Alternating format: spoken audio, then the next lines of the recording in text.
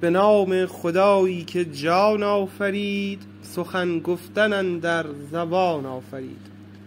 خداوند بخشنده دستگیر، کریم خطا بخش پوزش پذیر. عزیزی که هر کس درش سر بتافت، به هر در که شد هیچ عزت نیافت. سر پادشاهان گردن فراز، به درگاه او بر زمین نیاز. ادیم زمین سفره عام اوست، چه دشمن بر این خانه یغما چه دوست. وگر بر جفا پیشه بشتافتی، که از دست قهرش امان یافتی. بری ذاتش از تهمت ضد و جنس، غنی ملکش از طاعت جن و انس. پرستار امرش همه چیز و کس، بنی آدم و مرغ و مور و مگس. کریمی که هر کس درش سر بتافت، به هر در که شد هیچ عزت نیافت.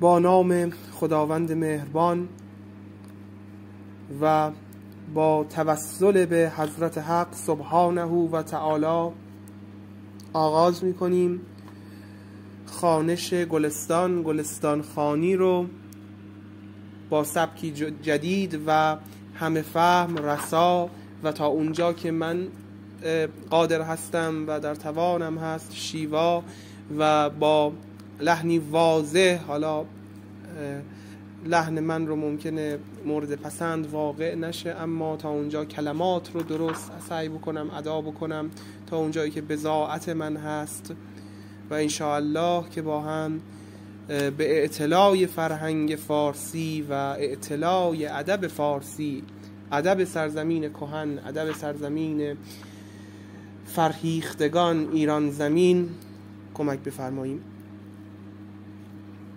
کتابی که میبینید کتاب گلستان سعدی و به تصحیح استاد فروغی، محمد علی فروغی و در واقع استاد عبدالعظیم غریب هستش. و این کتاب هر جایی که حالا توش نظرات متفاوتی در رابطه با اشعار بوده، واژگان متفاوتی به کار برده شده، حروف اضافه‌ای به صورت متنوع استفاده شده، اونجاها از نسخ دیگر مثل نسخه کتابخانه سلطنتی یا نسخه پاریس که با حرف سین نشون داده توی این کتاب قدیمی هست و الان فکر نمی کنم جایی بشه این رو خیلی خیلی خیلی سخت این رو بشه پیدا کرد. و من از این نسخه‌ای که نیاز به صحافی هم داره و کتاب در واقع شیرازه کتاب از هم در رفته، کتاب رو باز می‌کنیم.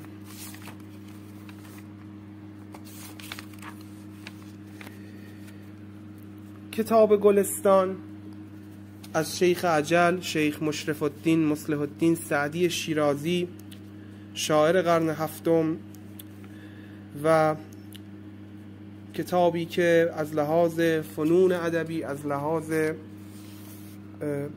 اندرزها و نصیحت‌های نابش همیشه ماندگار و جاودان خواهد بود. بعد از گذشت 8 قرن همچنان پایدار و جاودان و اثری که هیچ خزانی به خودش نمیبینه، همونطور که شیخ اجل میفرماید، و هیچ باد خریفی، هیچ خزانی نمیتونه این چشمه بی بدیل رو خاموش بکنه و برگ‌های سبز و پرتراوت این درخت رو بر زمین بنشونه. باب‌های گلستان از باب اول تا باب 8 شامل در سیرت پادشاهان، در اخلاق درویشان، در فضیلت قناعت، در فواید خاموشی، در عشق و جوانی، در ضعف و پیری، در تأثیر تربیت و در آداب صحبت هست.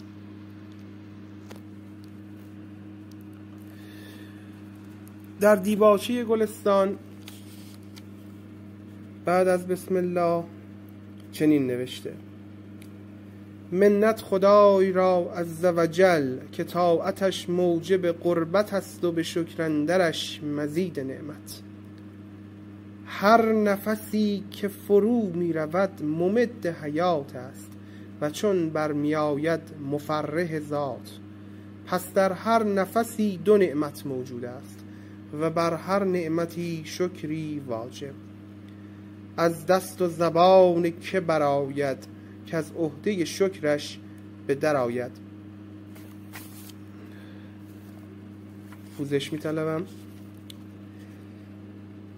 اعملوا آل داوود شکرا و قلیلا من عبادی الشکور. در پاورقی حالا استفاده از واژگان نسخ دیگر یا اونجاهایی که اختلاف نظراتی هست چون نسخ قدیمی هست و اینها رو شما شاهد هستین در ذیل صفحه. بنده همان به که ز تقصیر خیش عذر به درگاه خدای آورد، ورنه سزاوار خداوندیش کس نتواند که به جای آورد.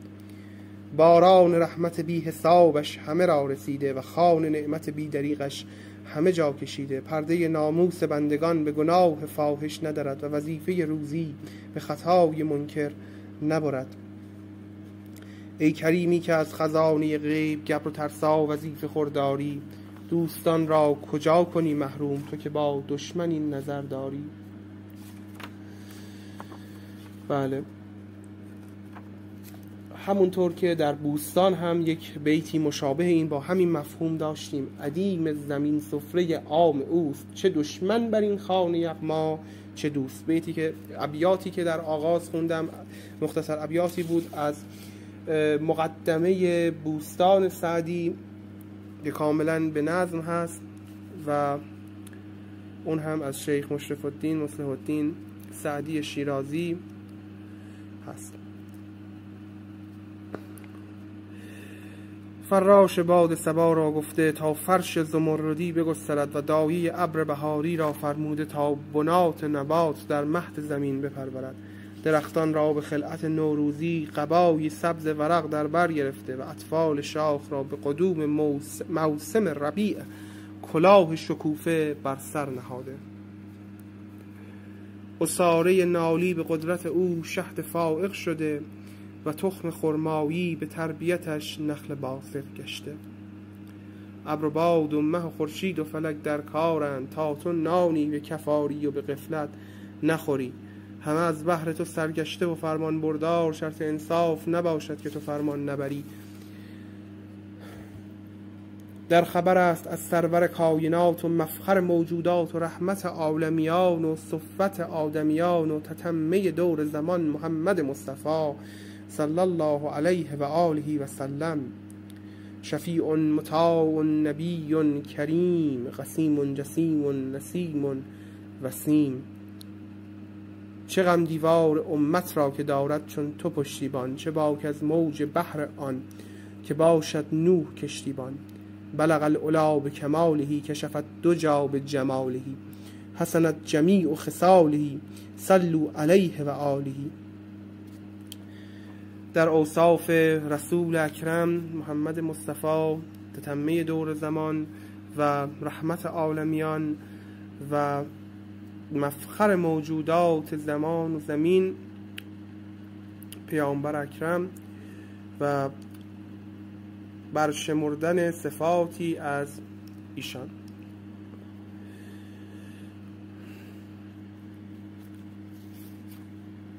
هرگاه که یکی از بندگان گنهکار پریشان روزگار دست انابت به امید اجابت به درگاه حق جل و علا بردارد، ایزد تعالی در وی نظر نکند.